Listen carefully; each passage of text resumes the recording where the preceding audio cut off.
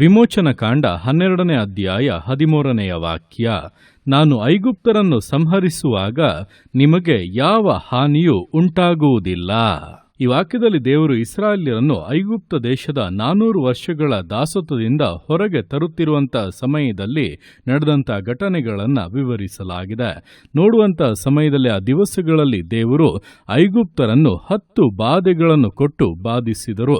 ಅದರಲ್ಲಿ ಕೊನೆಯ ಒಂದು ಬಾಧೆಯಾಗಿ ಐಗುಪ್ತರ ಎಲ್ಲ ಚೊಚ್ಚಲು ಮಕ್ಕಳನ್ನು ಸಂಹರಿಸುವುದಕ್ಕೆ ದೇವರು ಮುಂದಾದಾಗ ಇಸ್ರಾಯೇಲ್ಯರಿಗೆ ಆತನೊಂದು ಆಜ್ಞೆಯನ್ನು ವಿಧಿಸಿ, ನೀವೆಲ್ಲರೂ ಕೂಡ ಪಸ್ಕ ಹಬ್ಬವನ್ನು ಆಚರಿಸಬೇಕೆಂಬುದಾಗಿ ಕಟ್ಟಳೆಯನ್ನ ಕೊಟ್ಟನು.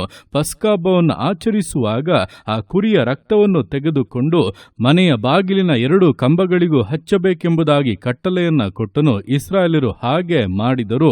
ಆ ಸಮಯದಲ್ಲಿ ಐಗುಪ್ತ ದೇಶದಲ್ಲಿ ಹಾದು ಹೋದಂತ ಸಂಹಾರ ದೂತನು ರಕ್ತವನ್ನು ನೋಡಿದಂತ ಮನೆಗಳನ್ನು ಹೊರತುಪಡಿಸಿ ಬೇರೆ ಎಲ್ಲ ಮನೆಗಳಲ್ಲಿ ಇದ್ದಂತ ಚೊಚ್ಚಲು ಮಕ್ಕಳನ್ನು ಹತ ಮಾಡಿದನು. ಆ ರಾತ್ರಿಯಲ್ಲಿ ಐಗುಪ್ತರ ಗೋಳಾಟವು ಮುಗಿಲು ಮುಟ್ಟಿತು. ಅದೇ ರಾತ್ರಿಯಲ್ಲಿಯೇ ದೇವರು ಇಸ್ರಾಯೇಲ್ಯರನ್ನು ಐಗುಪ್ತ ದೇಶದ ದಾಸತ್ವದಿಂದ ಬಿಡುಗಡೆ ಮಾಡಿ ಹೊರತಂದರು. ಇದನ್ನು ಮಾಡುವಾಗ ದೇವರು ಸ್ಪಷ್ಟವಾಗಿ ಹೇಳುತ್ತಾ ಇರುವಂಥದ್ದು, ನಾನು ಐಗುಪ್ತರನ್ನು ಸಂಹರಿಸುವಾಗ ನಿಮಗೆ ಯಾವ ಹಾನಿಯೂ ಉಂಟಾಗುವುದಿಲ್ಲ ಎಂಬುದಾಗಿ. ಅಂದರೆ ನೀವು ನಾನು ಹೇಳುವುದನ್ನು ಹಾಗೆಯೇ ಮಾಡಿ ನನ್ನ ಮಾತುಗಳಿಗೆ ವಿಧೇಯರಾಗುವುದಾದರೆ ಬರಲಿರುವಂಥ ನಾಶನವು ನಿಮ್ಮ ಶತ್ರುಗಳ ಮೇಲೆ ಬಂದು ಅವರನ್ನು ನಾಶ ಮಾಡುತ್ತದೆ. ಆದರೆ ನಿಮಗೆ ಯಾವುದೇ ಕೇಡನ್ನು ಹಾನಿಯನ್ನು ಉಂಟು ಮಾಡುವುದಿಲ್ಲ. ಬದಲಾಗಿ ನಿಮಗೆ ಆಶೀರ್ವಾದವನ್ನು, ಬಿಡುಗಡೆಯನ್ನು, ಒಂದು ಹೊಸ ಜೀವಿತವನ್ನು ಅನುಗ್ರಹಿಸುತ್ತದೆ ಎಂಬುದಾಗಿ ಸ್ಪಷ್ಟವಾಗಿ ಹೇಳಿ ಅದೇ ರೀತಿಯಾಗಿಯೇ ಕಾರ್ಯಗಳನ್ನು ನೆರವೇರಿಸಿದನು. ಇದೇ ಪ್ರಕಾರವಾಗಿ ದಿವಸಗಳಲ್ಲಿ ದೇವರ ಮಾತುಗಳಿಗೆ ನೀವು ವಿಧೇಯರಾಗುವಾಗ ದೇವರ ಕೋಪವು ಈ ಜನಾಂಗದ ಮೇಲೆ ಬಂದು ಅವರಿಗೆ ಕೇಡುಗಳನ್ನು, ನಾಶನಗಳನ್ನು ಉಂಟು ಮಾಡುವಾಗ ನೀವಾದರೂ ದೇವರ ಕೋಪಕ್ಕೆ ತಪ್ಪಿಸಿಕೊಳ್ಳುವುದು ಮಾತ್ರವಲ್ಲ, ವಿಶೇಷವಾದಂಥ ಸುರಕ್ಷತೆಯನ್ನು, ವಾಗ್ದಾನದ ಪರಿಪೂರ್ಣತೆಯನ್ನು, ಆಶೀರ್ವಾದಗಳನ್ನು ನಿಶ್ಚಯವಾಗಿ ಹೊಂದುತ್ತೀರಾ.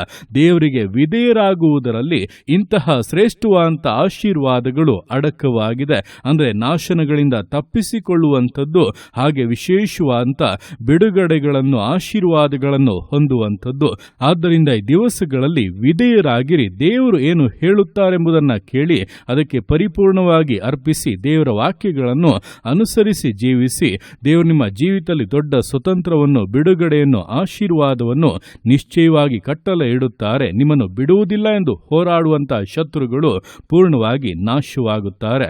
ಆ ರೀತಿಯಾಗಿ ನಿಮಗೆ ಜಯವನ್ನು ಕೊಟ್ಟು ಆಶೀರ್ವದಿಸಿ ಘನಪಡಿಸುವಂತ ದೇವರ ಕರಗಳಲ್ಲಿ ಪೂರ್ಣವಾಗಿ ಸಮರ್ಪಿಸಿ ವಿಧೇಯತೆಯಿಂದ, ದೃಢತೆಯಿಂದ, ನಂಬಿಗಸ್ತತೆಯಿಂದ ವಿಶ್ವಾಸ ಜೀವಿತಗಳನ್ನು ಮುನ್ನಡೆಸೋಣ. ದೇವರ ಕರಗಳಲ್ಲಿ ಸಮರ್ಪಿಸಿ ಪ್ರಾರ್ಥಿಸೋಣ.